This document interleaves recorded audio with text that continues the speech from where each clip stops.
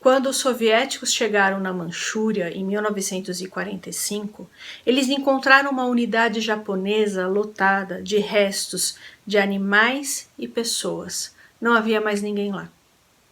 Hoje nós vamos conversar a respeito da unidade 731, que foi um centro de pesquisas químicas, biológicas e bélicas desenvolvido por cientistas japoneses durante a Segunda Guerra Mundial.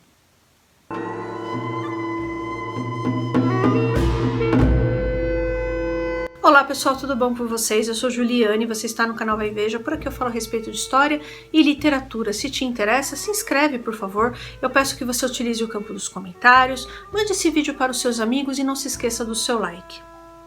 Hoje nós vamos conversar a respeito da unidade 731, que é mais um capítulo das atrocidades cometidas em nome da ideologia racista desenvolvida pelos europeus no século XIX.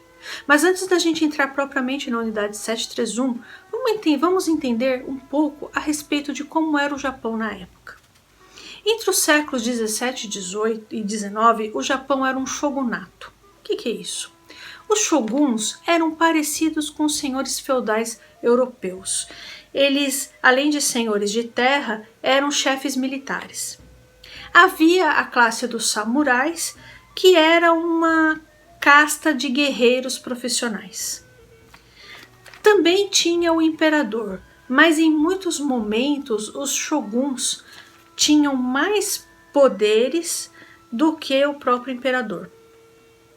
Em 1850, as nações ocidentais começaram a pressionar o Japão para que ele se abrisse economicamente. Na verdade, as nações europeias e os Estados Unidos queriam negociar mais com o Japão, queriam que eles comprassem os produtos ocidentais. E para isso eles precisavam abrir um pouco mais a sociedade e a economia. E foi nesse contexto que o Japão começou a empreender várias reformas. Então eles retiraram o poder dos shogunatos e concentrou no Estado, através de prefeituras locais que se subordinavam a um governo central. Também o governo japonês começou a investir bastante em tecnologia, agricultura e na indústria. Eles começaram a desenvolver a classe operária. E por se aproximarem dos ocidentais, eles acabaram incorporando ideias nacionalistas e racistas.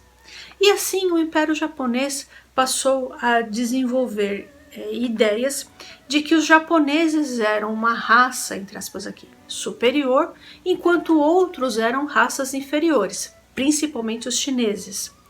Houve uma intensa campanha de desumanização da população chinesa no Japão.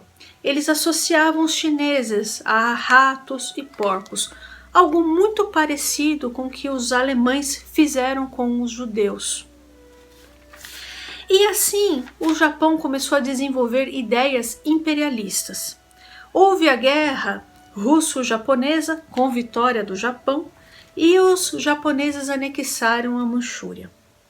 E assim o Império Japonês se tornou uma potência regional na Ásia. E nessa história toda, no século XIX, houve a Primeira Guerra Sino-Japonesa, com vitória do Japão, e eles ocuparam a ilha de Taiwan.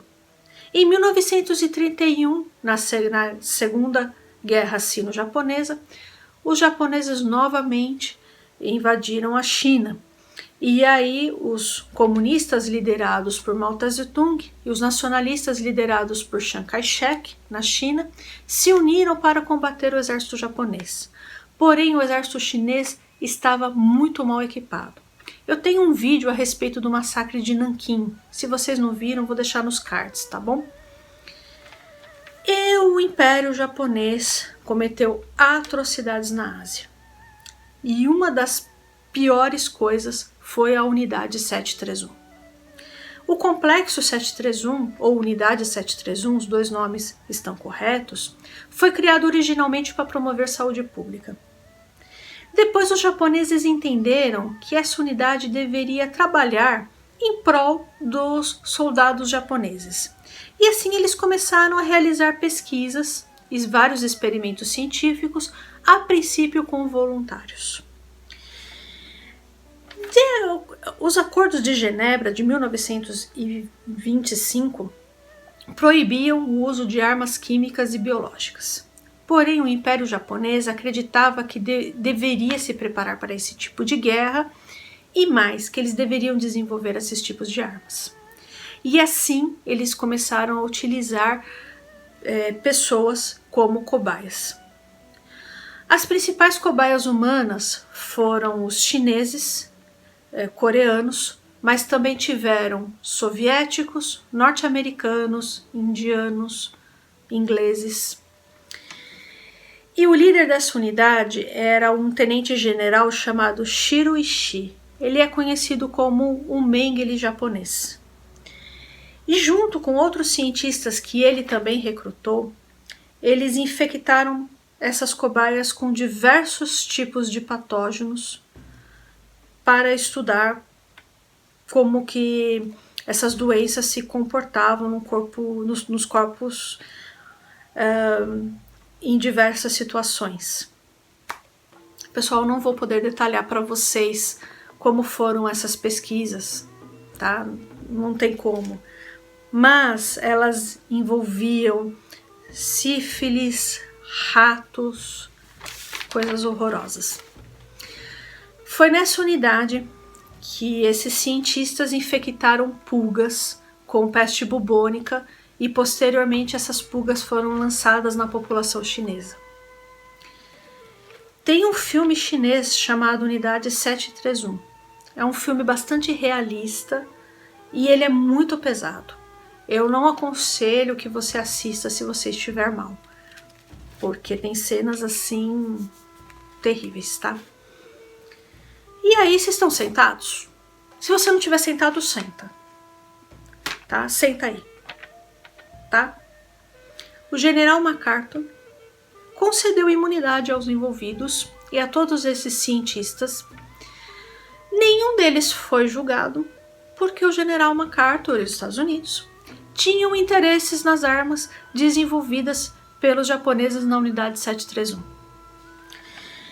Por conta do silêncio ocidental em relação à Unidade 731 e em relação também às atrocidades cometidas pelo Império Japonês na Segunda Guerra, o governo chinês assumiu a responsabilidade de divulgar as coisas que aconteceram na Unidade 731 e massacre de Nanquim e muitas outras coisas que o Império Japonês cometeu, e isso foi entendido no Ocidente como mentira e propaganda comunista. Só recentemente o governo japonês admitiu os crimes de guerra cometidos na Unidade 731. Então, pessoal, eu espero que vocês tenham gostado do vídeo de hoje. Peço a sua gentileza novamente para que você não se esqueça de se inscrever nesse canal, curtir e compartilhar esse vídeo. Um abraço e até mais.